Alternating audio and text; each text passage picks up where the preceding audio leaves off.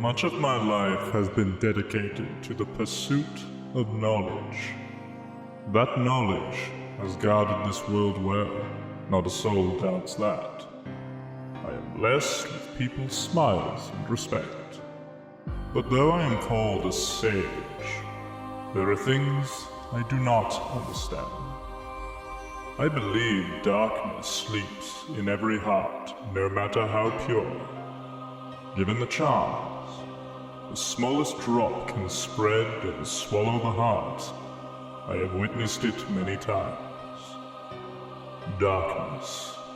Darkness of the heart. How is it born? How does it come to affect us so? As ruler of this world, I must find the answers. I must find them before the world is lost to those taken by the darkness.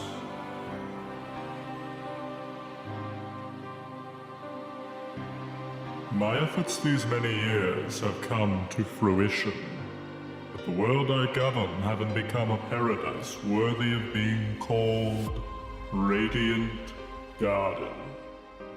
Nurtured by the pure water that is the source of life, fragrant flowers bloom in abundance, and the people face each day with hopeful smiles. But where there is light, darkness also lurks. As noted in my earlier reports, I must solve the mystery of this darkness of the heart. This paradise depends on it. I shall perform an experiment to probe the depths of a person's heart. One of my own apprentices, Xehanort, has volunteered to be a subject. The young man has served me ever since I nursed him back from death's door some years ago. He had lost all his memories at the time, but it later showed remarkable intellectual curiosity and readily absorbed my teachings, gaining deep wisdom. Any mental immaturity is surely due to his young age. If I explore Xehanort's heart with psychological tests, I may be able to recall the past locked away within. My apprentice, Evan, has also shown great interest in Xehanort's memories. But is he really the right subject? Xehanort does indeed exhibit extraordinary talents. Too extraordinary.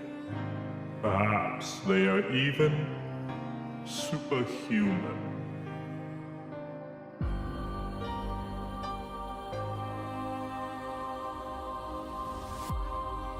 I have made a grave mistake. My study of the darkness of the heart began with a simple psychological test and quickly snowballed. Spurred on by my youngest apprentice, Ienzo, I constructed a massive laboratory in the basement of my castle. Unbeknownst to me, my 6 apprentices then began collecting a large number of subjects on which to perform dangerous experiments into the darkness of the heart. As soon as I found out, I called my apprentices together and ordered them not only to cease their studies, but to destroy the results of their research thus far. What on earth was happening within the hearts of my 6 beloved apprentices? By pursuing the mystery of the darkness of the heart, could they themselves have strayed into its depths? Yet I remain the most foolish of all for having begun these experiments. We are not meant to interfere in the depths of another's heart, no matter what our reasons for doing so. And my error plunged me into despair. A visitor from another world soothed my dejected soul. A tiny king named Mickey came wielding a legendary key, the infamous Keyblade, said to bring both chaos and prosperity to the world. He was very knowledgeable on many topics, and we deepened our friendship as we conversed companionably. Upon his advice, I decided to review the data obtained at my basement lab. That is when I discovered the Ansem Reports. Though they bore my name, the only one I had written was number 0. Apparently, he had gone on to pen numbers 1 through 8 himself. Yes, the first subject in my foolish experiments.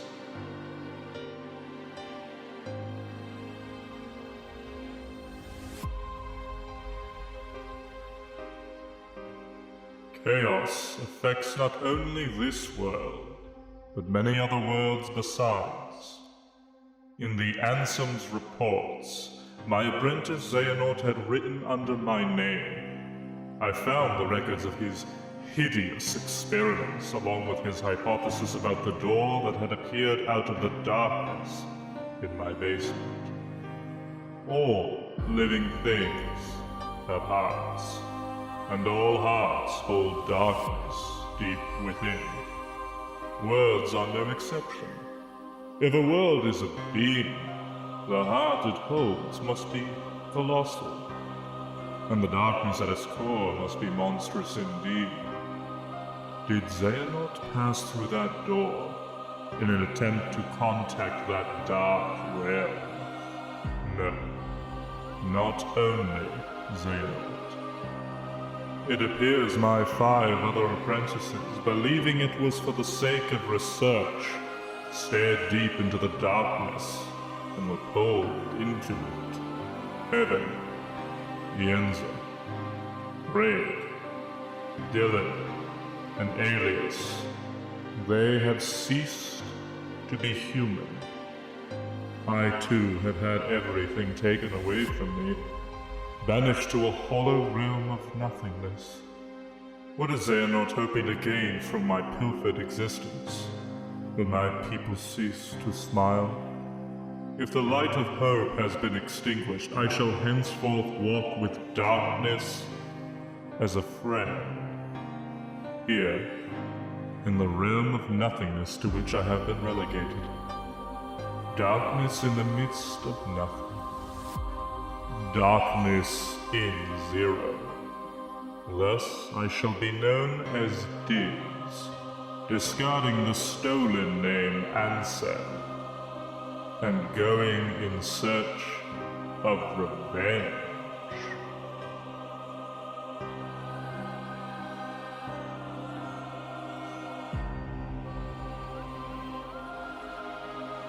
The distant days spent in that beautiful paradise are an illusion to me now.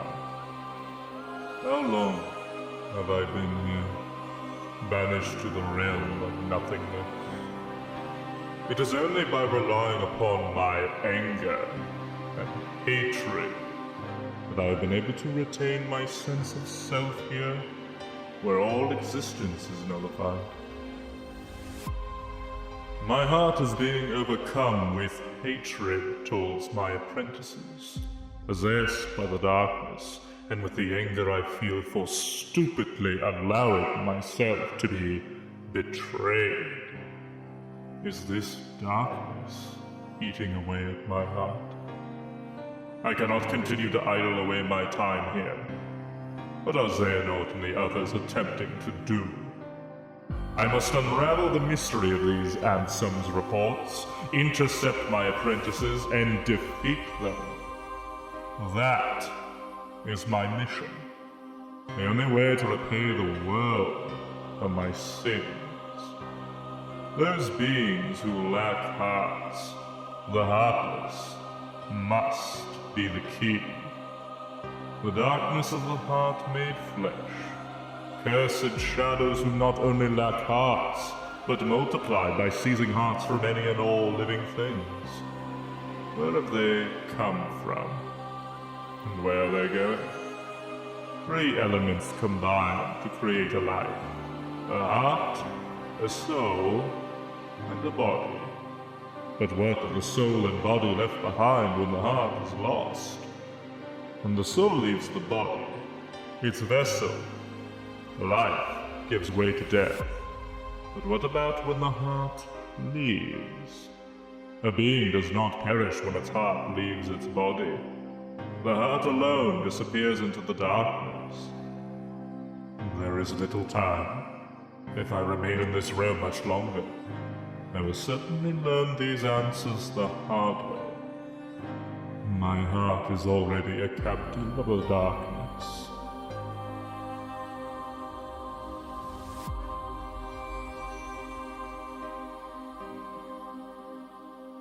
In this realm where all existence has been disintegrated, I have just barely managed to preserve my sense of self by continuing to think and to write.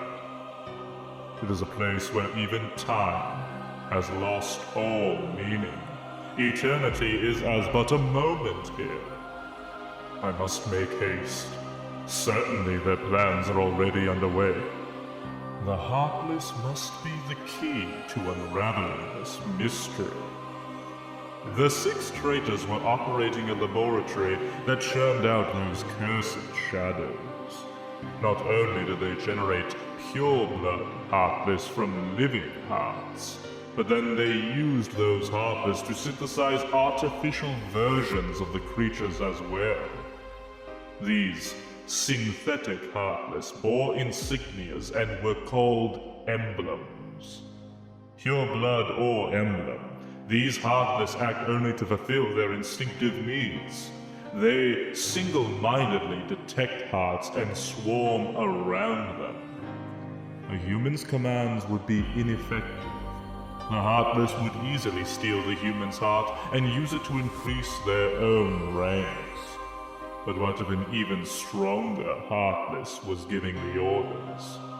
If he cast aside his own soul and body and became a Heartless, wouldn't he be able to control the otherwise intractable Heartless? Furthermore, wouldn't he be planning to make use of the creature's instincts? If the heart-seeking Heartless have their sights set on a larger, more powerful heart, their ultimate goal is crystal clear. The largest heart in existence. The heart of the world. This is all conjecture, but it would seem he is utilizing the Heartless in his search for a path leading to the heart of the world.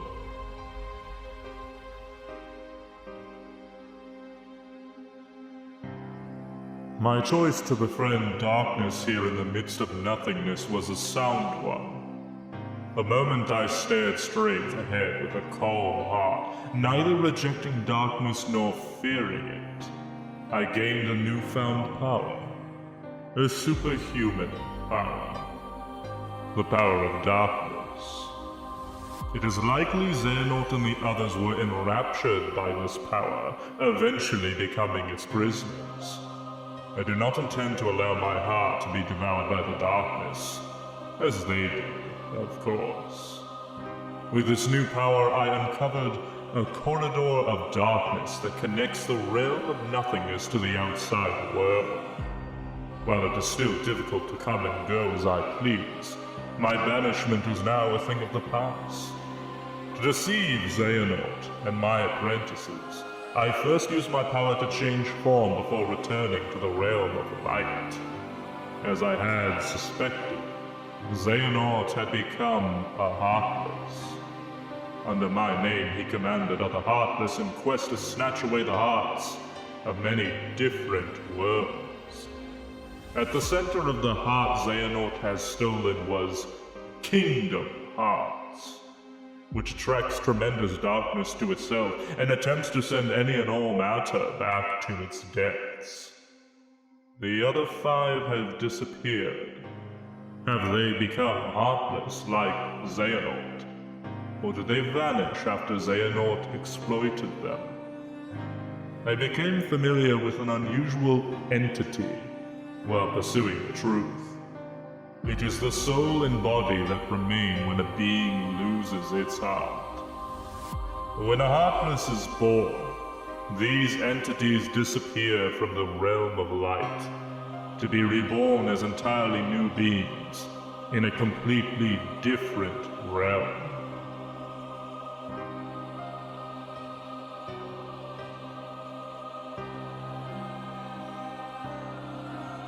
While beings born of darkness and those lacking hearts may find them convenient, it is dangerous for others to make use of the corridors of darkness. Darkness erodes the heart. In search of a place to proceed with my research and planning away from prying eyes, I found myself in Twilight Town. It is a quiet village, forgotten in the chasm between light and darkness. I situated myself in the basement of an abandoned mansion standing beyond the woods. My underground research resulted in one new discovery after another. When a Heartless is born, the body and soul left behind are reborn into this world as a different being. They possess different intentions than their Heartless brethren, and while it is unclear what these sentient things are after, it would appear they are responsible for much bedlam in the world. My erstwhile friend the king and his subjects, along with the hero wielding the Keyblade, are battling the Heartless even as a new threat approaches. This new threat, they have given themselves a fitting name, I suppose. These non-beings, nobodies. A great number of nobodies have lost human form, as have the Heartless. Yet the nobody born of someone with a strong heart retains its shape, with but the faintest visible changes. It appears my betrayers have retained their human forms as nobodies, and are gathering more followers in the hopes of furthering a new scheme. Organization 13, formed of 13 nobodies with my betrayers at its core, has divided into two. They are said to be carrying out some sort of research, seeking to uncover the plans of this organization. I have decided to head for where 6 of its members have gathered, towering over the outer limits of the realm between darkness and light. Castle Oblivion. It appears that I have been too distracted by the behavior of Xehanort and his cohorts and the events occurring in their vicinity. My friend's struggle to protect the realm of light from the threat of the Heartless is now over, with Xehanort's Heartless, going by the name Ansem Seeker of Darkness, defeated at last. The other wielder of the Keyblade, this hero, traveled from world to world, sealing up keyholes and laying Heartless low. Meanwhile, the king, who had dived into the realm of darkness, worked with the Keyblade-wielding hero to close the door to Kingdom Hearts from both the realms of darkness and light, thus holding off the threat of tremendous darkness. But there are still a great number of Heartless afoot, and Organization 13 and the Nobodies continue to be active in the shadows. Indeed, the world is still a very dangerous place. We must find a way to do battle with these enemies. Thus, I will both make amends and have my revenge. It is for this reason that I infiltrated Castle Oblivion. It consists of 13 floors above and 12 floors below ground, with the contents of its white rooms transforming in response to its visitors' memories. Organization 13 was conducting experiments on memory here. The subject in these experiments, a girl named Nominee, appeared to possess extremely unusual abilities. Were they attempting to derive something from these powers? Refusing to be distracted by Organization 13, I had returned to my own secret research when a new visitor appeared at the castle today. It was Sora, the Keyblade-wielding hero who had defeated Ansem and his companions. Deep underground, the stench of darkness arose. All the players are coming together, it would seem.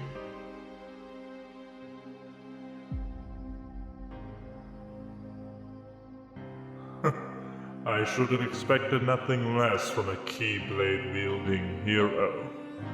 Sora and friends defied the machinations of Organization 13 and rescued Namine.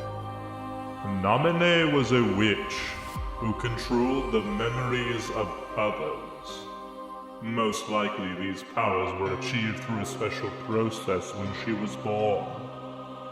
Namine is a nobody, created when a young girl's heart left her body. Yet she has no corresponding heartness. This is because the young girl in this case was a princess. Kairi, a resident of Radiant Garden over which I had ruled, was one of the 7 princesses that uphold the realm of light. With no darkness in her heart, Kairi produced no heartless, and instead of vanishing, her body remained in the realm of the light.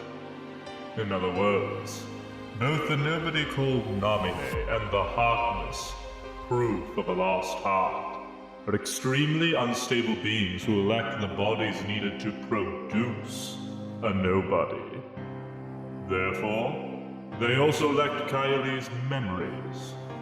One reason for this maybe is that Kairi's heart did not return to the darkness when separated from her body, but rather migrated to another vessel, deep within Sora's heart. That is, Namine is an alter ego of the Kairi who had directly interfered in Sora's heart. Could this be why Sora and those hearts are connected to him were able to have their memories controlled? She is a non-being in the truest sense of the word, having not even become a nobody and with nowhere left to go. She is but the most fleeting of shadows. Sora went to sleep in order to recover the memories he had lost in Castle Oblivion. It would take quite some time to bring back all the memories he had created in his lifetime. But Organization 13 held sway over Castle Oblivion. Sora would need to be kept someplace more secure.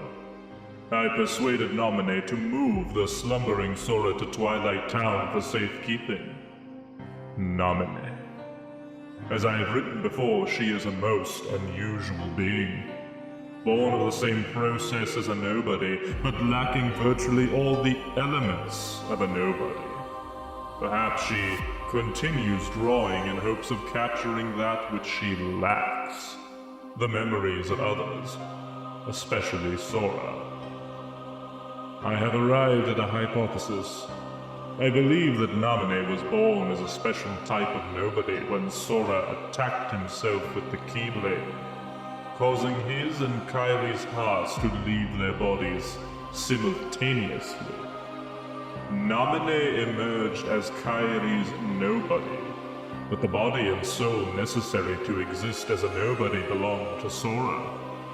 When a person's heart is stolen, a heartless is born with no sense of self, and the body and soul left behind give rise to a nobody. But what if one willingly releases one's heart from one's body? Sora and Xehanort retained their selfhood even after becoming heartless. Then there are Kairi and Namine. Kairi was exceptional for having had no darkness within her heart. Also exceptional was that her heart, once free, migrated to a new vessel, Sora. The combination of the two theoretically unlikely exceptions may be behind this anomaly. There are matters I must attend to while Sora is sleeping. A new ally has appeared on the scene, Riku. I was reunited with an old friend at Castle Oblivion, but was unable to disclose my identity. If he knew the situation, he would likely try to stop me from carrying out my revenge.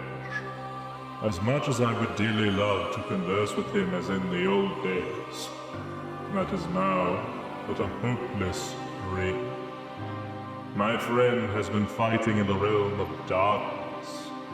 Most likely, he found his way there through Traverse Town.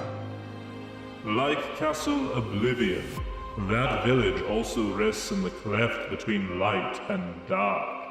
It consists of the remnants of worlds whose hearts have been stolen by the heartless. It is where those who have barely escaped the destruction of their worlds eventually find themselves. This realm between is quite unstable, with corridors of darkness appearing from time to time. Whenever a world disappears, some of its inhabitants must arrive here through these corridors. Surely Sora traveled these same corridors of darkness when he first came to Traverse Town. It seems my friend, fighting in the realm of darkness, appeared in Castle Oblivion through a corridor of darkness constructed by Organization 13. My new ally Riku also effected his return via one of these corridors. He swore to me he would give his all for his best friend, Sora. In fact, Sora's memories have been slow to return. Thus, I have asked Riku to bring me another Sora, his nobody. Sora is indispensable if I am to achieve my goal. I require the Keyblade-wielding hero to fly through the realm of light and defeat Organization 13.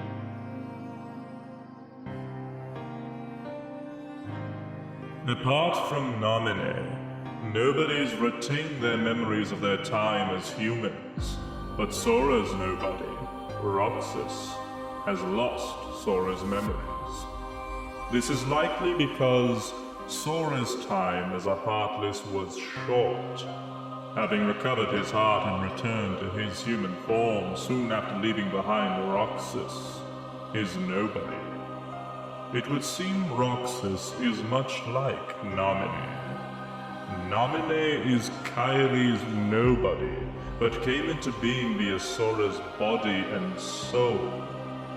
Likewise, Roxas is Sora's nobody, but was left behind because Sora's Heartless regained human form using Kyrie's heart instead of his own.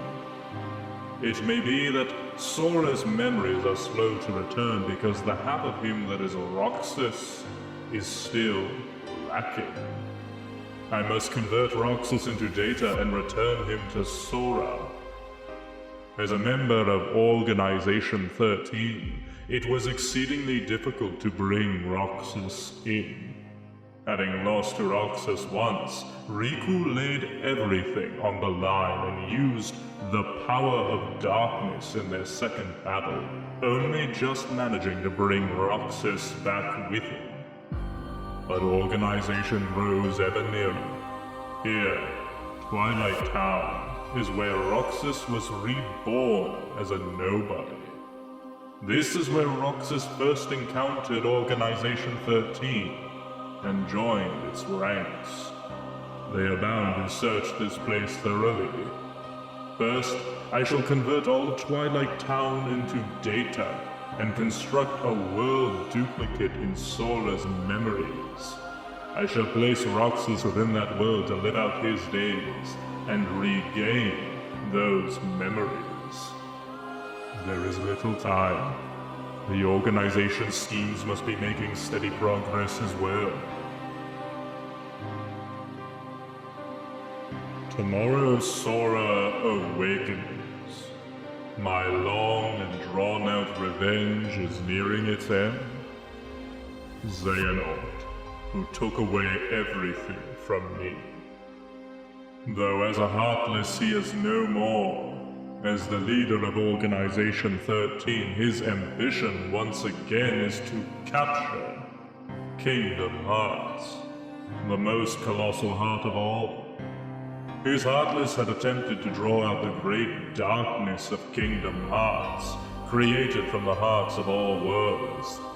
His Nobody, however, is now almost finished gathering human hearts, to be assimilated into Kingdom Hearts as well. The Fool.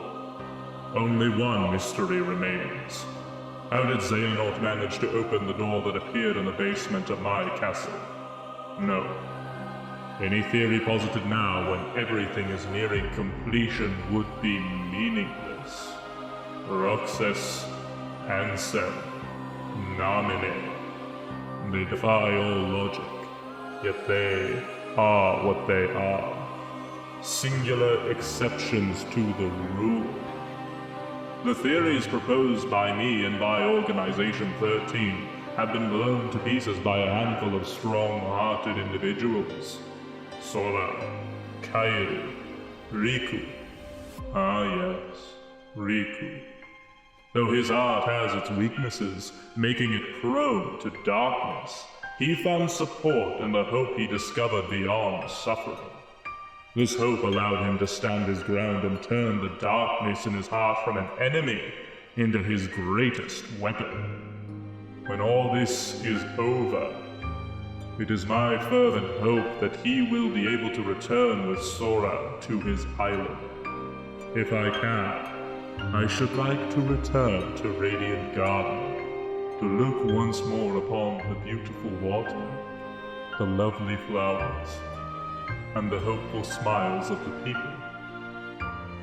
Dear King, my friend, I believe that at some point in time you will come across these, my truthful accounts.